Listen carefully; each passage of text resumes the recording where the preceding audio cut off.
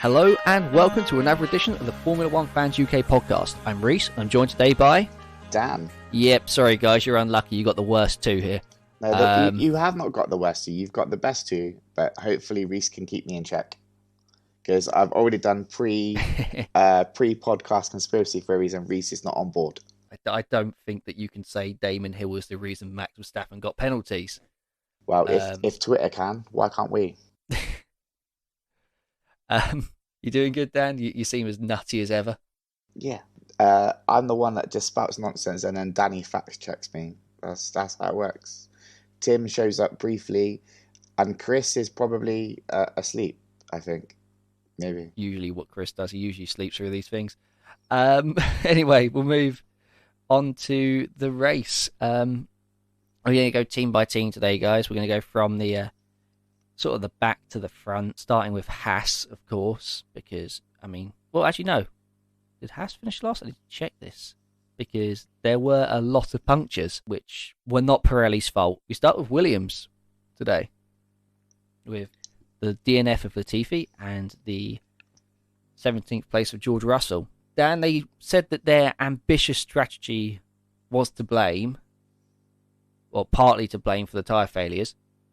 Can you blame Williams for being ambitious at this point of the season? Hell no.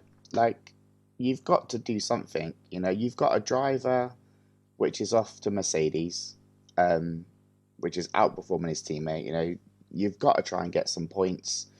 You're fighting for the last constructors kind of points with Alpha. I think Williams are on 23, Alpha on 10 or 11. Haas have got nothing, so they're not going to catch Aston Martin on 77. They've got to do something. It is what it is.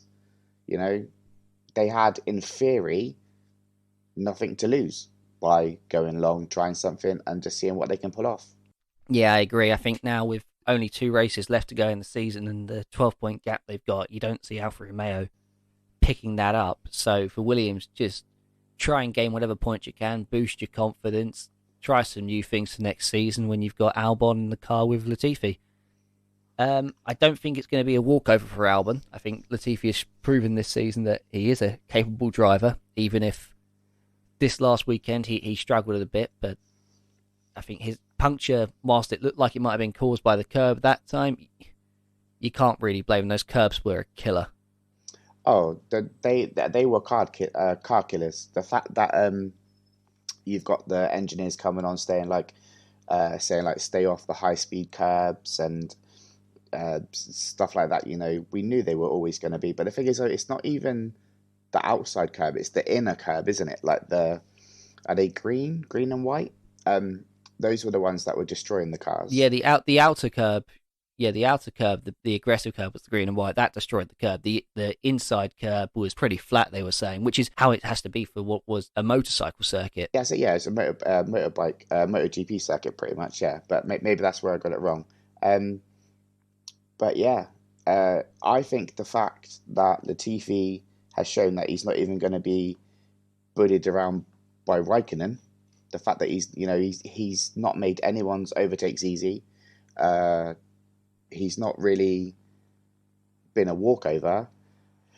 I just think he was unlucky by being teamed up with one of those once-in-a-generation drivers like we saw with Lewis, Alonso, Vettel, all those sort of like ones. I think he got outshined from the beginning.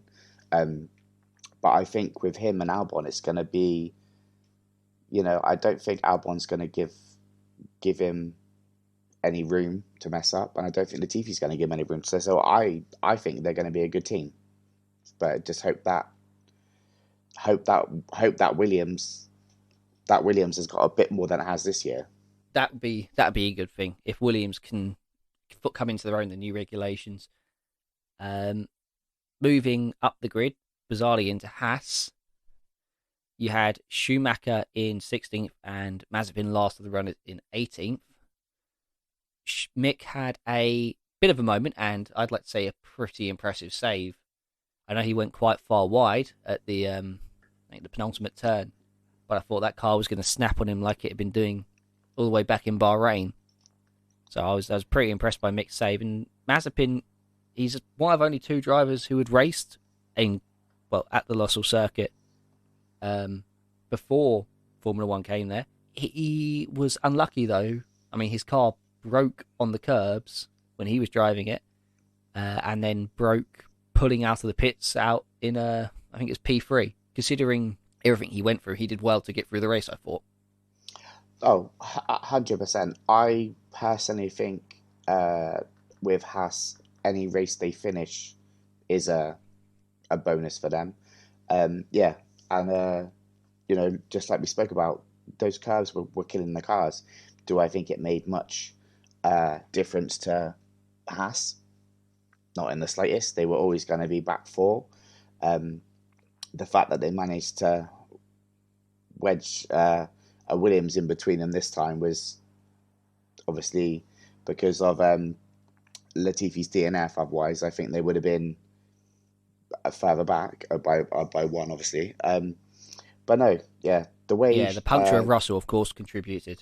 yeah, but the way that Mick saved that, saved it when it was about to like head right out. I thought it was going like the same as what Bottas went, just into the gravel. I thought it was a goner. But yeah, he done well, and I think it just proves that he is again a really good driver, and he's just not in the right team yet. But I think give him a couple of years, he's going to be in a top team. Well, I really hope he's going to be in a top team. Yeah, me too. I'd like to see Mick move up the grid, but it's about finding what the limit is, and it's hard to find that in A car with no a development. team in a car as poor as that. Yeah. Moving on up again. Moving up. I should have guessed it was going to be Alfa Romeo. Giovinazzi 15th, Raikkonen 14th. Dan, do you think it's any coincidence that the guys with the three most overtakes this season are Vettel, Raikkonen, and Alonso? No, you're looking at God knows how many championships between them, and what probably over 150 years nearly of racing experience between them, or what feels like it with them being like in their 40s and stuff. But they are seasoned racers. They know how to race. I personally think Kimi has taken a few risks that he probably didn't need to take.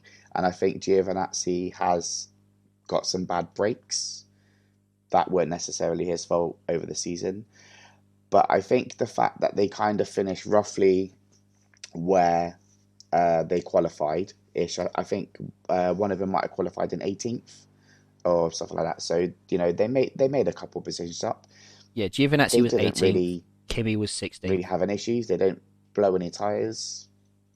So, they finished round about where they qualified, where the when pace you of that look car at was. who retired, it being Latifi and Bottas, they were both drivers that started ahead of Giovinazzi. So when Giovinazzi moves up a few spaces, you expect it almost.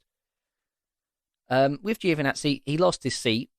It was announced this week with Guan Yu Zhou coming in to replace him.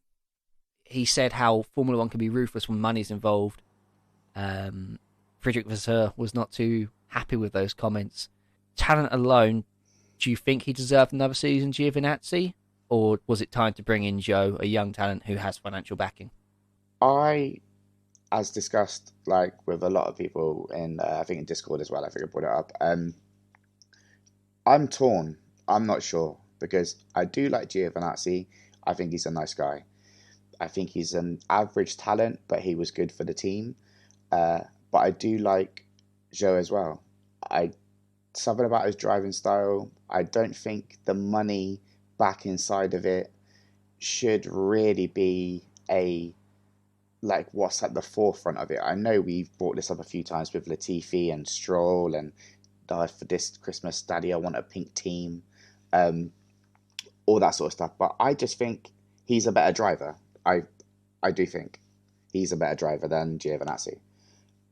But I am not ready to get on the same hype train that we got on with Tsunoda because I don't want to be like, oh yeah, it's going to be amazing. He's coming through, and then man spins it on the first lap. I just hope they ease him in and he gets a fair chance at it instead of just 5 races, he's not done anything, he's shit.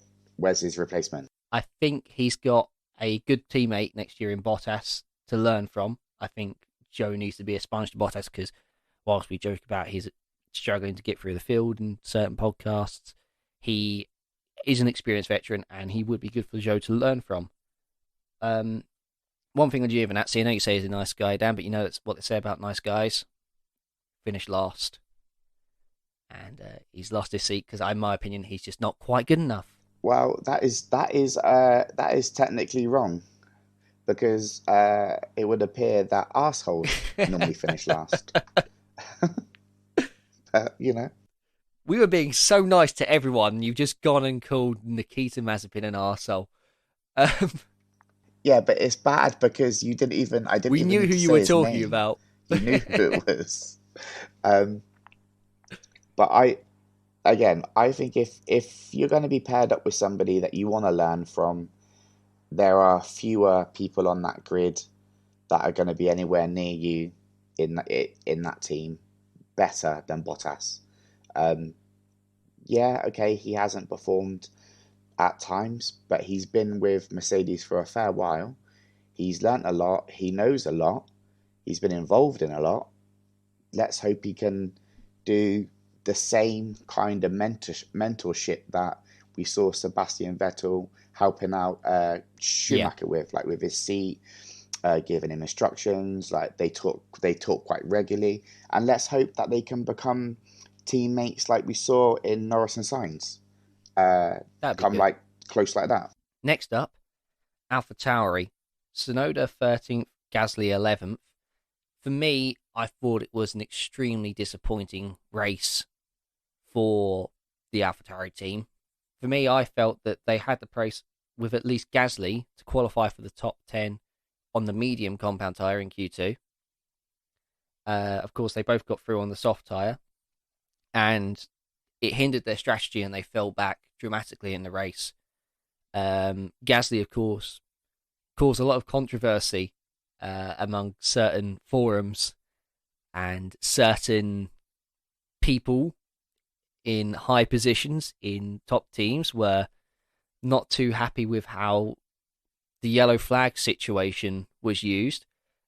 But for me, when Gasly had his accident, he brought out flags and the marshals were waving the flags. And flags, in my opinion, the king. Forget about your LED screens or what flights up on the dash. Technology can go wrong, but a man waving a flag has a clear meaning. But we'll get onto that when we talk about Red Bull later.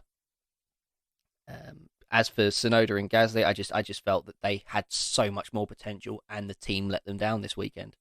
Yeah, I think the fact that they both qualified within the top 10, you had Yuki in 8th and Pierre in 4th before the penalties.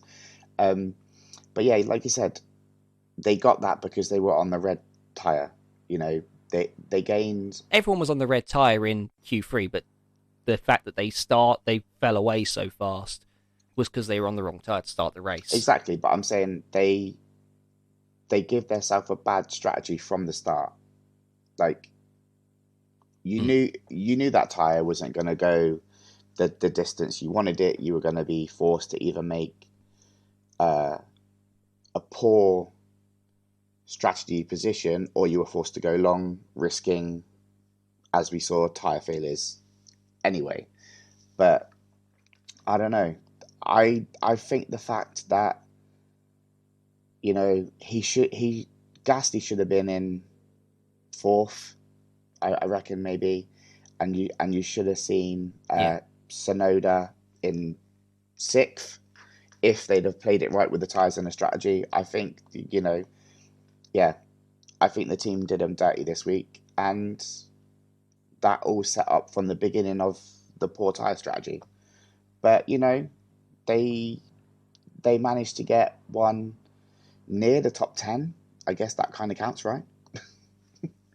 Now, you say it, finishing 11th gets you nothing unless you're in, the 2014 season or whatever it was, where we had HRT, Virgin Racing, Team Lotus, and they all sucked, and their best chances were finishing 13th to get the top spot in their top 10 spot in the constructors. One more before we talk about the track. McLaren,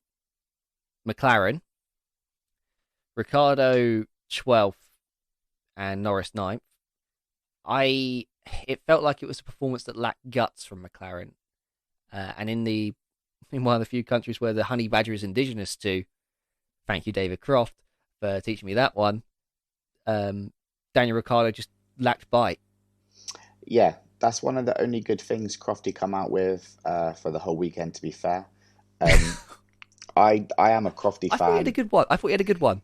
I mean, apart love from him. when he had Carlos Sainz, he was calling Charles Leclerc Carlos Sainz, wasn't he? Yeah. For a good 3 or 4 corners, whilst Charles Leclerc's helmet made up a quarter of the screen.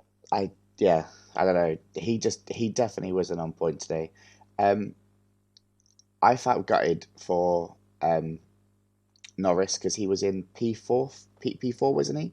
When he pitted for the puncher. Oh yeah. So he was up there again to score like 12 points, I think it is, or whatever it is it's 12 points, is it? So he was up there to score 12 points. He probably would have had the space to maybe get a second pit stop. A third pit stop out of that as well. Maybe push for fastest lap. Possibly, because I think there was a good 20-second gap between Sergio and Esteban. But yeah, and then you got the likes of Danny Rick, which you just expected more of him. He qualified in 14th and finished in 12th. You've got to do something more when your teammate is consistently whooping your ass. Lando was on for a P4 finish, and Danny's sitting in 12th. I'm not being funny. He has to get a grip of what his car is doing, and he needs to do it quick, because I can't see McLaren sticking with it. I really can't, if there's going to be that much of a gap between them. Yeah, I think another thing, from a McLaren perspective, the only positive I think they can take away from this weekend is Norris still recovering to get those 2 points. And in the Drivers' Championship, he is still 5th. He is still best of the rest out of those top 2 teams. Not by much. I think it's only by a point or 2. It's 1 point. Lando Norris is Charles. 1 point ahead of Charles Leclerc. When you look at the constructors, I just feel it's out of reach for them. A gap of 39 and a half points to Ferrari. I don't see them being able to make that up in 2 races. I think it's more than that, isn't it? It's 39 and a half points, which is a problem, I think, because I don't see how you make that up now. I think that Ferrari have secured 3rd place in the championship this season. Unless there's failures from Ferrari, I can't see them dropping that many points, because they are consistently up there. They're consistently scoring points, the same as what McLaren are. But I can't see, unless both cars over the next 2 races have DNFs, I can't see them coming anywhere near it. And if they do have 2 DNFs, they need Danny Rick up there with them, because there's no point in the 2 cars in 5th and 6th having DNFs when you're back in 14th. It's pointless. If everything were to go Noah's Ark with how points are given out, you need something more. You need a special result as well. If both Ferraris fail to finish, and then you finish best of the rest after McLaren and Red Bull, you're still not bringing the points in, because you're still only bringing 18 points a weekend. You need a shot podium. You need a couple of shot podiums if you have any chances, McLaren, to pull these points back, and I just don't see it coming. Mate, don't, because literally F1 tweeted out like they do, where they break down the Verstappen has to finish first, the Lewis has to finish 6th, first and 7th, Let's second not do and that 10th, yet. fastest Let's not lap. do that yet. But it's just like, can you just give me a break, F1? Just let me kind of just chill with it for a little bit. Let me kind of break it down for myself. I don't need to see if Max can win in Saudi Arabia yet. Give me a break. let me sit back and enjoy my last two races of Kimi. That's it. That's all I'm asking for. Yeah, but he's probably going to do an Alonso and just pop back again anyway. Come back as a young driver. I think he's done. I think he's done. A moment to talk about the circuit, because I think everyone was quite concerned that you wouldn't be able to follow through the final sector, that there wouldn't be any overtaking, and I thought we were treated to quite a good race, and I think that was down to the circuit. I like the flow of it. I have a lot of criticism of Tilke tracks, but this is one I think I like. So I ask one thing to Formula One, or anyone who's high in Formula One listening, if you are there, please don't make the 2023 race a street race in Doha. Keep us at Losail, because it was a good fun track, and I'd love to see these new cars that are supposed to be able to follow battling on this circuit. Oh, 100%, mate. I don't want to see a street circuit. I like this circuit. Okay, it's a little dusty, but you're in the desert. You know, we've all seen Top Gear. We all know what the roads are like. It's not really a problem. But the fact that all of the engineers and stuff were shocked that it wasn't as hard to pass as what they thought, and they were able to come up with like better strategies and stuff, because I think the last time they hosted a single-seater championship was in 2009 or something like that, was it? It was GP2 Asia. Asia was the last major yeah. one, where I think Sergio Perez was a sprint race winner in that race.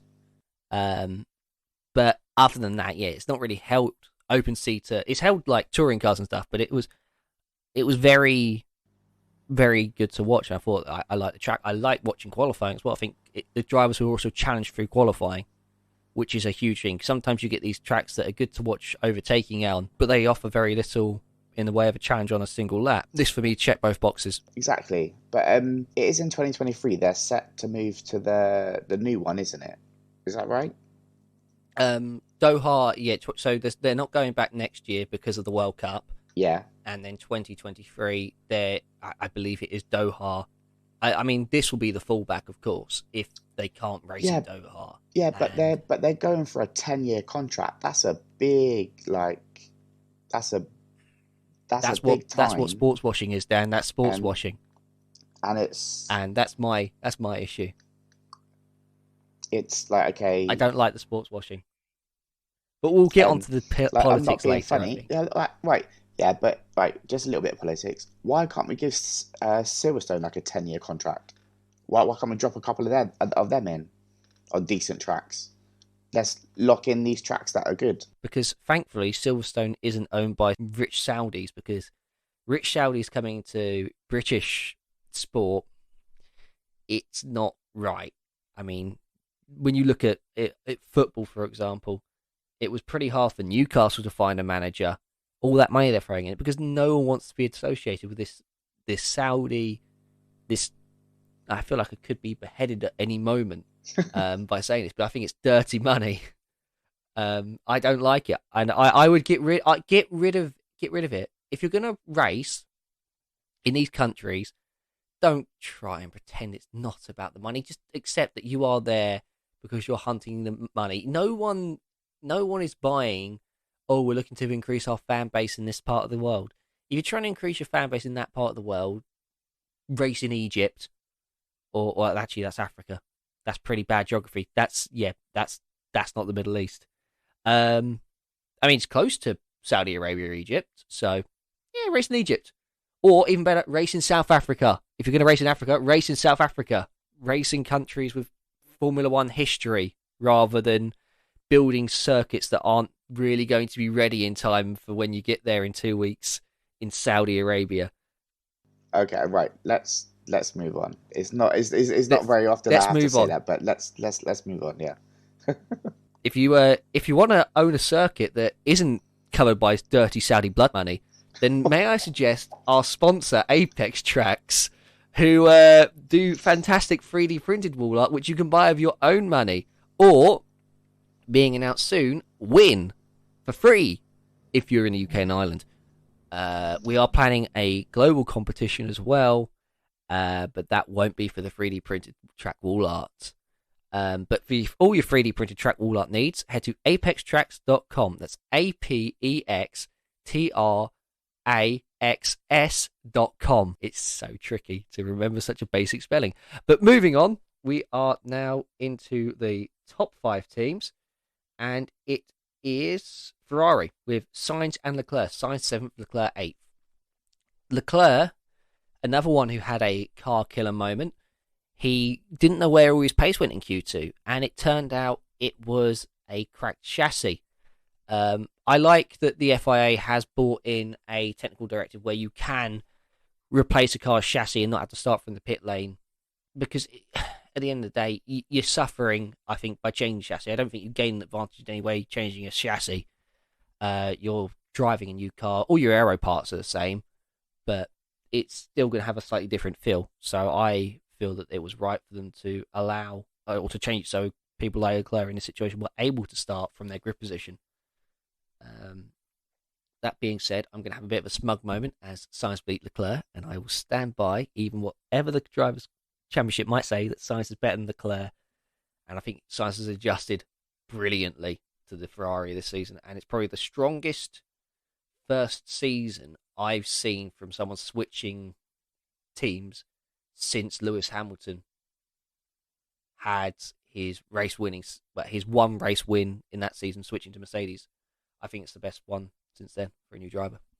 Yeah, and I might arguably say when Schumacher moved to Ferrari, but let's not split hairs.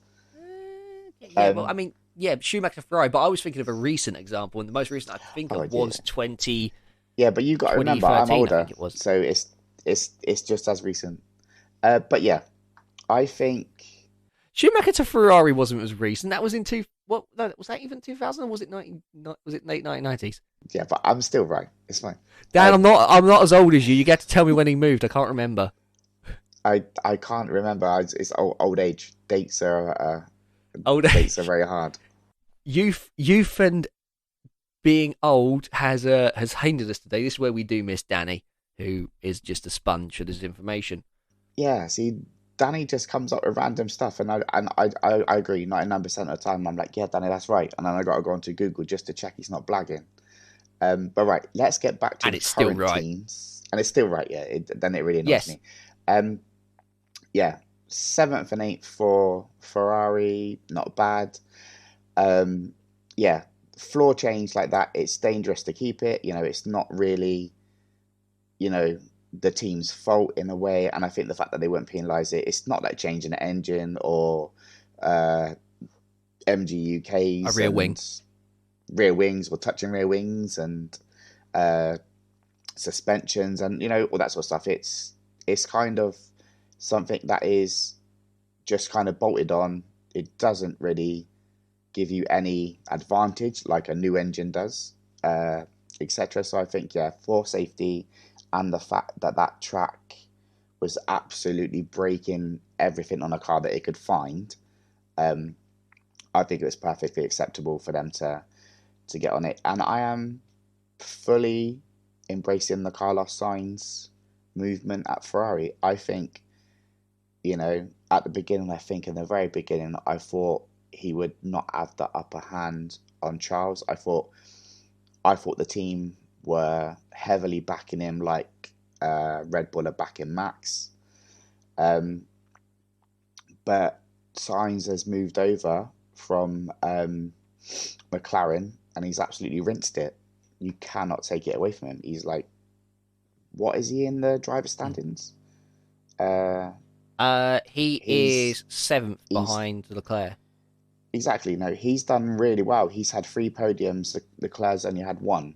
Obviously, you're looking at top 10 finishes and stuff in that obviously have give Charles more points. But the fact that he's got on the podium 3 times, absolutely winning in my mind. Well, it's not out of reach for him to get 5th still. I mean, the gap between Carlos and Norris is 7.5 points. It's really not that far, especially when you consider the luck that Lando's had since, or the difficulties Lando's had since letting that win slip away in Russia. yeah. I can't argue that away. To be fair, I can get on board with that. It's possible. Um, but I think again, without having to bash the honey badger, I think the fact that they are that close is because he's not up there. If he was up there, Yeah, I I mean the think it might gap be a is different story. huge. Um, I think it might be a different story. You've got Lando, Carlos, and of course Charles in between, separated by 7.5 points between them, and then you've got Ricardo who's languishing on 105. He's 42 points behind his teammate. No, not even that. It's more than that. It's 47 points behind his teammate. Yeah. So I think if he'd have been up there, it would have been a different story. But it's what it is. Yeah, we'll move up one more again to Aston Martin. Now, to say Lance Stroll's race was brilliant would probably be an understatement. I think going from 12th up to 6th place is without a doubt his drive of the season. And I would put it up there with one of the best drives we've seen from Lance Stroll in his career, because there were no shenanigans. When he's had his podiums and amazing qualifying sessions, there's always been rain or loads of crashes and safety cars to boost him up the order. But this today was all driving ability. I think there was I'm trying to think who the move was on, but there was one moment where I think it was Bottas, Stroll, and I want to say Tsunoda, and it looked like Stroll was going to be overtaken by Bottas, and then you saw him turn that into keeping Bottas behind and also overtaking Tsunoda. I thought it was probably the best piece of driving I've seen in a small sample in Lance Stroll's entire career in the dry. Oh, 100%. You can't get away from the fact that he qualified. He qualified in 12th, finished in 6th, because I think, because Vettel finished in 10th, and he ended in, what was it? What did he end in? 10th. So he went nowhere. He qualified 12th and finished 6th, and Vettel qualified 10th Qualified and 10th and finished finished 10th. 10th. It's solid. He was got late on as well by Lando. Exactly. It was a good drive from him, but it's something that I would have liked to have seen 6 races ago. You know what I mean? And as bad as this sounds, I don't think within Aston Martin, I don't think there is that camaraderie, that friendship between Vettel and Stroll that we've seen in other teams. And I think if that was a bit more present, there may be a lot more for Aston Martin next season, having a stronger, happier team, if you will, compared to some of their other teams. Would you say that the Vettel and Stroll teammates is a marriage of convenience rather than like choice? It's like you guys are there to work together, but it's not like you see in the past with the likes of like Norris and Sainz, or I mean, you look at Gasly and Tsunoda, they seem to get on well. It just doesn't. You don't see it. You don't see much teammate interaction between the two, and I'm not sure if that's hurt a little bit by the fact that Mick Schumacher is being mentored by Seb. I think it's purely down to the fact of Stroll treats him like an employee, in my mind. My dad owns In the Lawrence, company. you mean here? Yeah. No, obviously, because obviously Lawrence owns the company. Lance is obviously his son. Lance looks at Seb as an employee. I think that's how it looks to me. It's like, my dad owns the company. I'm the CEO. You're the cleaner, type vibe. And I can't see it changing. I don't think there is room for them to get along unless something drastically happens in the way that Lance thinks and behaves and handles himself. because I think that is heavily embedded into him. No, This right. could also be This Dan no, this conspiracy, is but not this is not Dan conspiracy. He is there for convenience. He was by far at the time the most qualified person to run in that team that was available. It's yeah, he was the most bang for the buck at the time. Um, yeah. and And when you don't his need a pay driver like Lawrence Stroll was in that position, he exactly can go and get the best guy for the role.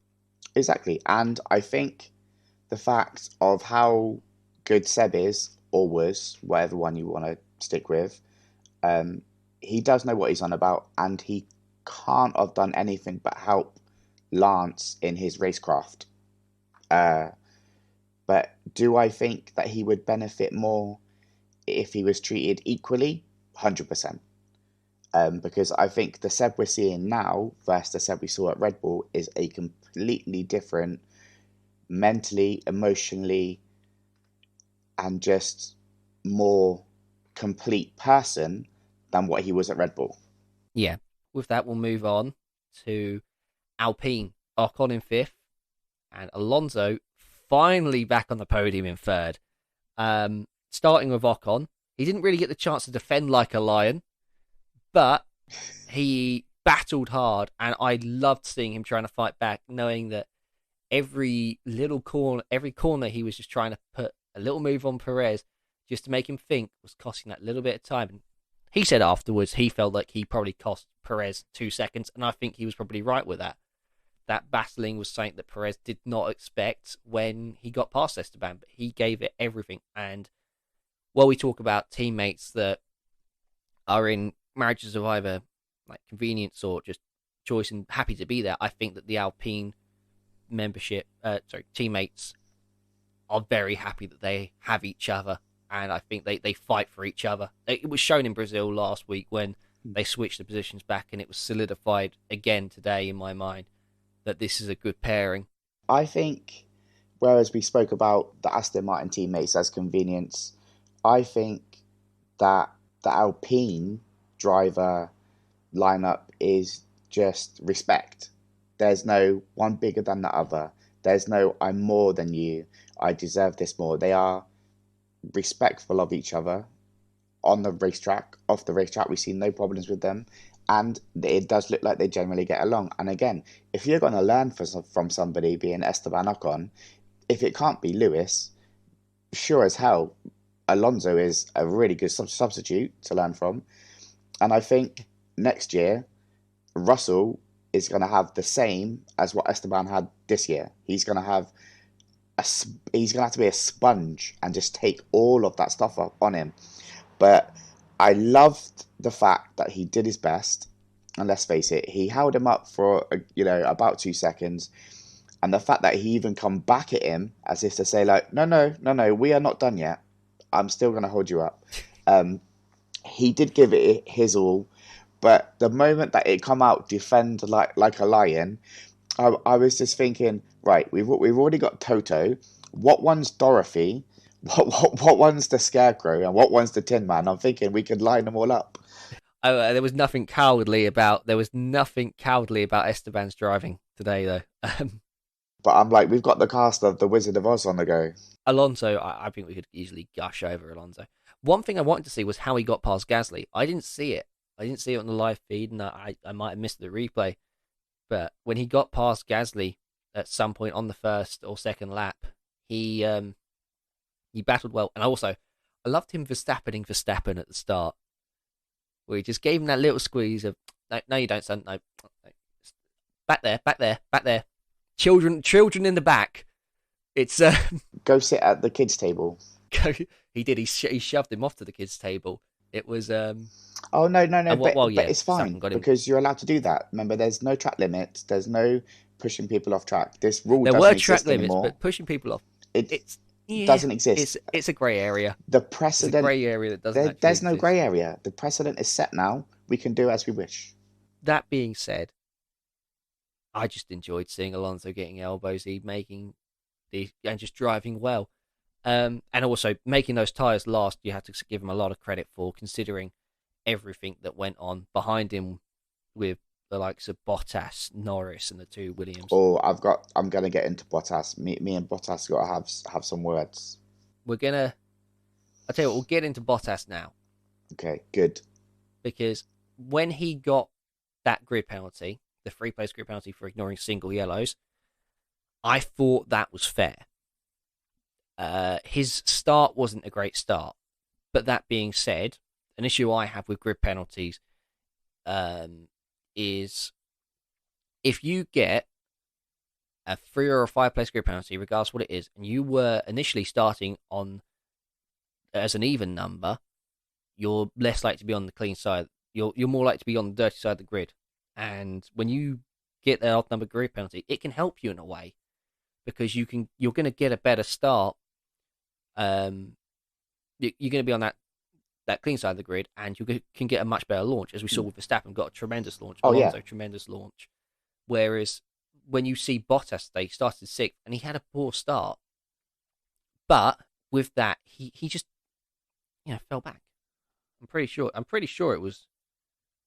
I'd love to check the grid now, but I can't. But I'm pretty sure it was 6th place Bottas started, and he just fell back, and he had a poor start. Yeah, he started in 6th, and like you said, he's on the dirty side, and Max was gifted.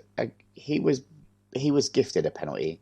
I'm going to leave all the conspiracies out of it. I'm not going to get into it. I might even do a little segment at the end for myself, but. But he's been moved onto the clean side of the grid, right? He's following Sainz, Fernando. We're talking about Bottas here, or no, Verstappen. No. Sorry, no. I was just going back to your Verstappen bit about the penalties. He's been moved onto the clean side of the grid. He's following Sainz, Alonso, and Hamilton in a slipstream. If you can't make that work in game positions, then you're doing something horribly wrong, which he didn't do. So those penalties helped him screwed over Bottas.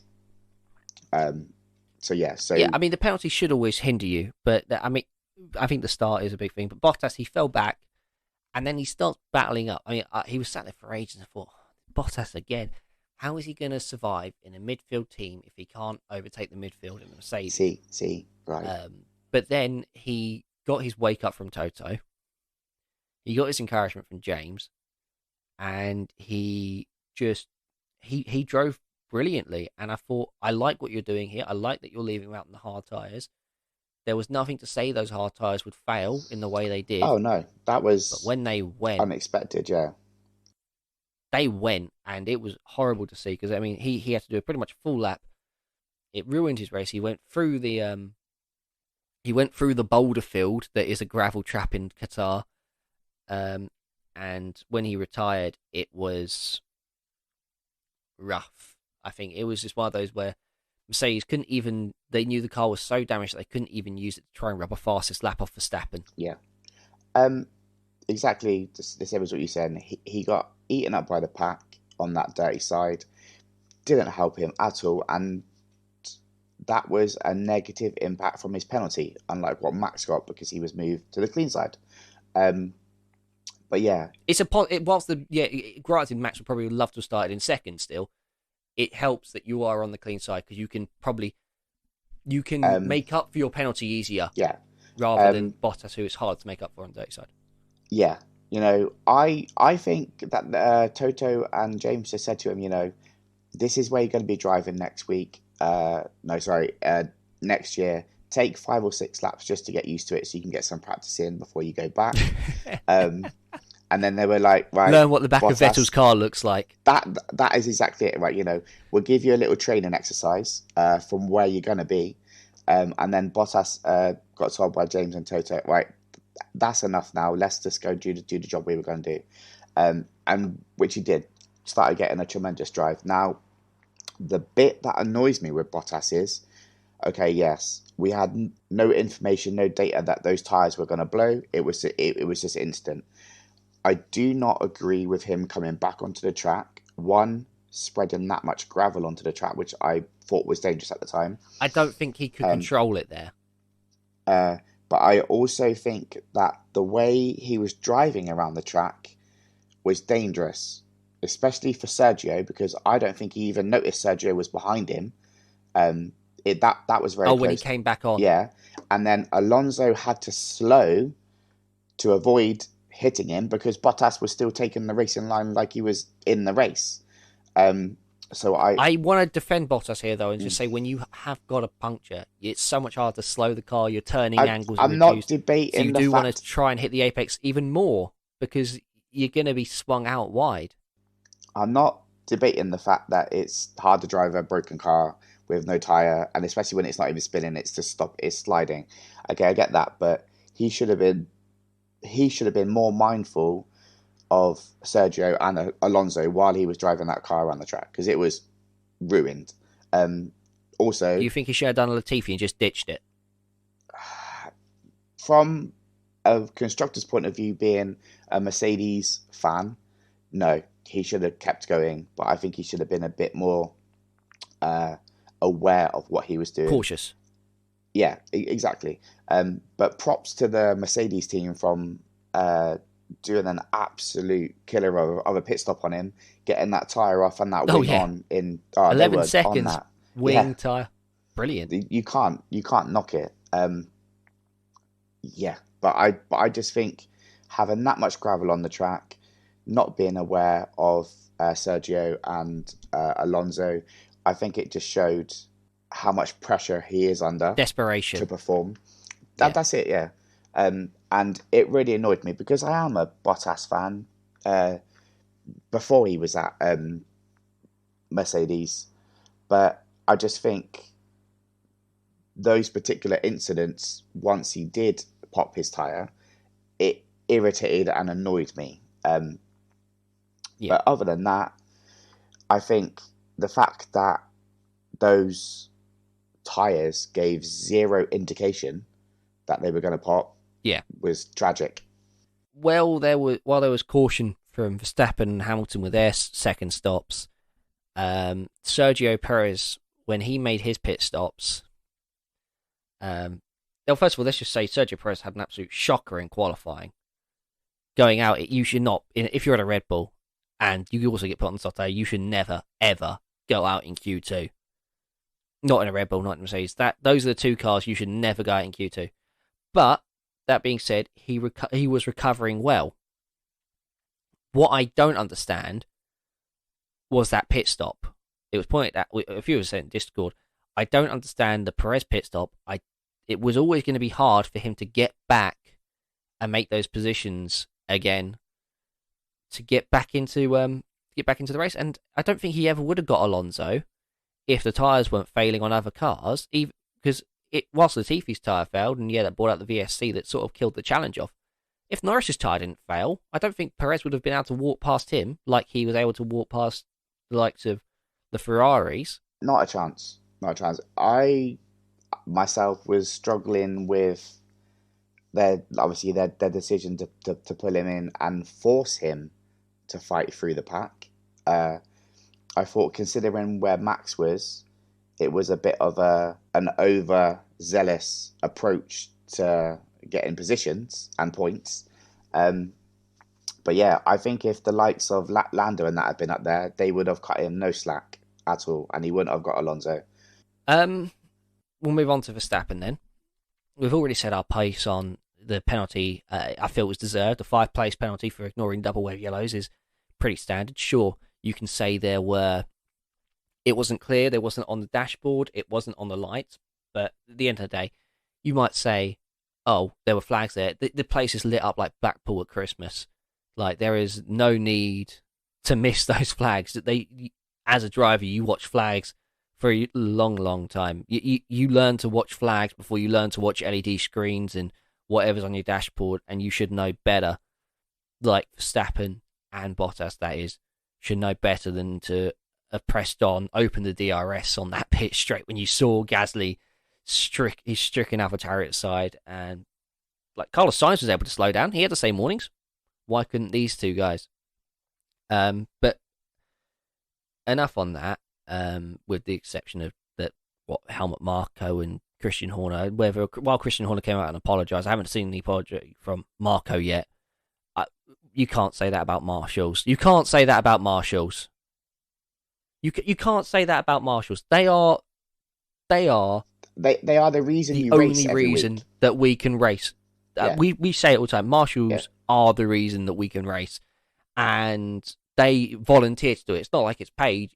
They're not getting paid multi-million-dollar salaries or multi-million-pound salaries from energy drink firms and oil tycoons. They show up because they love racing, and to ever say anything bad about a Marshall is just ridiculous. They are the huge reason that Romain Grosjean is still with us, because whilst he climbed out the car without that guy running across the track, there is no fire extinguisher that gets there at the start. And I think the other thing you got to remember is you can try and criticize these guys, but Lossell is a MotoGP circuit, and whilst we give Formula One marshals a lot of credit, the ones for MotoGP and all the supporting categories and superbikes, they have to be even better in my eye, because a guy goes off and they are there immediately. They are making sure the bike is safe. Like the crashes, the driver's not even finished barrel rolling in some MotoGP crashes, and the marshals are already there. So to criticize these guys for waving flags and maybe some lights not coming on is just ludicrous. I said at the time, obviously with the with the comments that were made, get out there and do it. If you really want to criticize, get out there, or off your ass, go do it. See how hard it is to make a split-second decision, which is, the top cars are split by a click of a finger. They have to be on it, and they are on it. And if you cannot see a bright double yellow wave flag, then I think maybe you should move away from Red Bull and maybe get sponsored by Specsavers, because it's pathetic. Yeah, I mean, you don't need both your eyes, Helmut Marko, to understand that a marshal is an absolute hero. But with that, I just want to say Verstappen's recovery drive. Speak of the devil. Chris is speaking of the devil. Chris has just woken up. He's like, "Sorry, guys, just in this, but sorry, Chris, it's too late to join us." I just want to say Verstappen, his recovery drive. While we talk about Hamilton's last week being phenomenal, this is a very good recovery drive, and the fact that he went and got the fastest lap is huge. And I think with that fastest lap, Verstappen has made what happens in Saudi Arabia pivotal with the fastest lap, because if Verstappen comes second to Hamilton again in Saudi Arabia but gets the fastest lap, the gap going into the final race of the season is 6 points in Abu Dhabi. With that means that Verstappen, to win the title with a 6 point gap going to that final race, just needs to finish second and get the fastest lap, because he's guaranteed to have more race wins than Hamilton this season. Yeah. So that's 2 weeks' time, isn't it, for Saudi Arabia, or wherever you're listening to this podcast? The time difference will be different anyway. It's pivotal for Mercedes that they get a 1-2 to have a chance at winning both championships, in my opinion, because it's so difficult if you've got that gap in second to third place to defend as the leader from the fastest lap attempt. And Verstappen drove his own race and did a very good job this week to get that fastest lap. Perfect damage limitation. Yeah. Like, we've never said that Max doesn't have natural ability talent ability, and he is going to be a champion of the future. When there is no Hamilton there, like whatever happens this season, if he doesn't win the championship, he will win it in the future. If he doesn't win it this season, he will definitely win it in the future, because Lewis Hamilton's are like Ayrton Senna's and Fangio's and Schumacher's. They only come along every so often. Max Verstappen could easily be that. He could easily have his name in that category. And when he wins multiple championships, you can put his name in that category. But right now, he is meeting a guy who's still got the fight, and he's showing it. Yeah. He is going to need to have Sergio Perez on his back, on his tail, the whole weekend.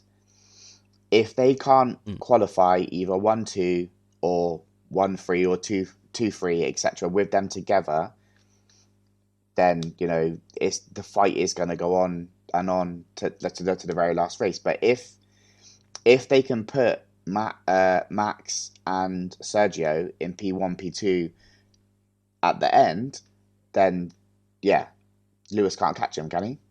Well, if Lewis doesn't win this next race, Yeah. then because I think everyone's looking at this title battle with this 13-point gap or whatever it is now. Let's see, drivers. It is a so it's 8-point gap. Yeah. Well. Yes. Yeah. So, oh gosh, this got even more spicy. I've just realised my maths was terrible. This is spicy. This is spicy. I think second drivers could decide this championship, Dan. That's it. I think that's. I think we said this a while. I think we said this a while ago as well. And the fact my maths was terrible there, but I'm going to apologise to everyone for that, for wasting your time there. Yeah, second drivers can decide this championship. Shall we move on to Hamilton? Max and Lewis were in a different formula, a different league this race, but it shows that he didn't even need the new engine for this race. They fitted the old the best engine yet. That's it. They fitted the old engine back in the car just to mug Max off. Max, we're putting this new engine in to beat I wouldn't you. say it was that. I think it was tactical. I think it was if you've got a power heavy circuit like Saudi Arabia, but saving that new engine for it is going to be mega. But it's just like we had me nervous. I'll say you that. And then we're going to put the shit engine in. We're going to beat you with that. And then we're going to the next one at Saudi Arabia, and we're going to put the new engine in and beat you with that as well. And then on the last one, we just go do whatever we want, Fingers Max. crossed, Danny. Fingers crossed and touch wood and all that stuff. Touch wood. I don't know. To be fair, right, as a racing fan, not a Lewis fan, I hope it goes down to the very last race, and it's literally whoever finishes first or second takes it. That's it. No outside. Which is how it would be if Hamilton wins the next race. Then that is how it works. Actually works out. But then terrible maths earlier. I got my old points and my new points mixed up. But then, are we going to see tactical situations regarding Perez and Bottas? What's stopping Bottas completely just driving into Max? Take him out completely. He's not there next season. He's not going to have enough penalty points on his license to stop him from racing. I think that's the worst way a title could be won. I think it's one thing to have a Senna or a Schumacher moment where you take your own rival out. To have someone else do it for you, would just be shambolic for the sport. Okay, right. On that, as we have seen, Max and Lewis have taken out each other a few times. Max has placed the car on top, playing Go Fish or whatever, Snap, with the cars. But what happens if Lewis in the next race wins, Max comes second? They take each other out in the first corner, championship to Lewis, right? No. If Hamilton wins the next race, gets the fastest point. If Hamilton wins the next race with the fastest lap, and Verstappen finishes second, Hamilton makes 8 points. That means they are tied exactly on points going to the final race of the season. So then, if they crashed, it would go to and if wins. they both crash, or fail to finish in the final race of the season whilst tied on points, Verstappen wins the title on race wins. Yes, because he would have had 9 and Lewis would have 8. Yeah. Okay. Yeah. I'm just seeing all the dodgy ways that this could go, play out. Well, whilst we get out of the conspiracy theories, I think we'll just talk about Qatar one bit, and more to the point, it was the brave. I wouldn't even say brave. The necessary statement that Lewis Hamilton made, wearing the rainbow helmet,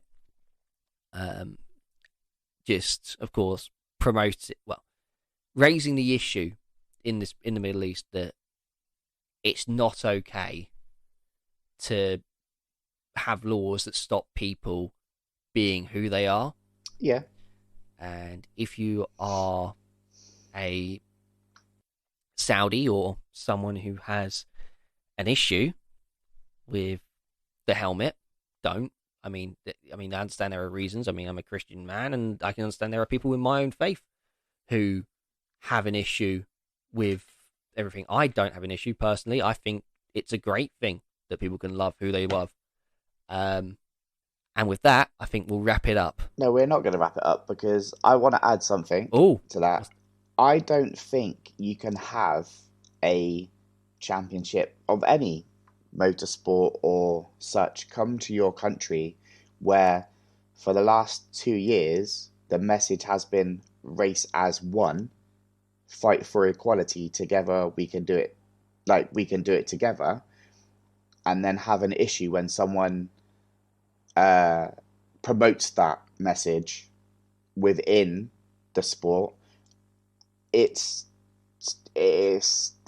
annoys me where, okay, we're going to accept F1 and the we race as one message because it's making us millions, but when someone speaks out about the inequality in your country as the race as one, we get to ridicule him and try to shame him for expressing his opinion. The two have to go together, and if you don't want them to go together, don't have the sport in your country. End of. If you have a problem with Formula One and the race as one message, then you've got a problem with Formula One and don't be involved in it. It's the same as if you have an issue with the flag on top of Lewis Hamilton's helmet. It's called progress. Deal with it. And with that, I think we'll wrap it up, Danny. Or Dan even. Sorry, I can't believe it. I've just used the wrong name. It's disrespectful. Disrespectful, but that's where disrespect ends on this podcast.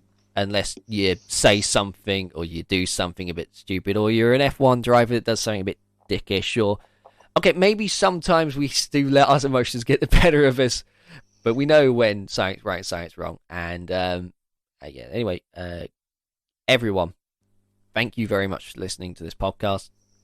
If you want to find out more about us, there's always a link in the bio of the podcasts at Formula One Fans UK on Instagram and Twitter. Search Formula One Fans UK on Facebook. You'll find us easy. Until next time, thank you very much for listening. Goodbye. Goodbye, guys.